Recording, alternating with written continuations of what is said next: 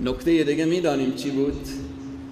تالاری که 4000 عالم بود، 1000 دیگه متنفذ و بزرگان قوم و اینها بودن، نزدیک به 5000 انسان زیر یک سقف نشسته بودن، چشمان همه پر از اشک شد.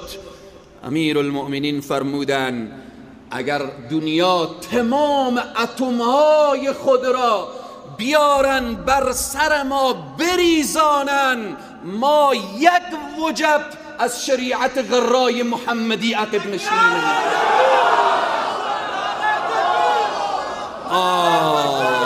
دل مسلمان ها را خنک کرد. دل یک مسلمان بعد از سالها، من مطمئنم که بعد از خلفا و خلافت عثمانی ها دیگه ما چنین حرفی را از حکام و زعمای کشورهای اسلامی ما نشنیده بودیم. بیای گفت تمام دنیا بیای اتمها را بریزن. حالا عزیزان من، پشت سر چنین اولی الامری، پشت سر چنین امیری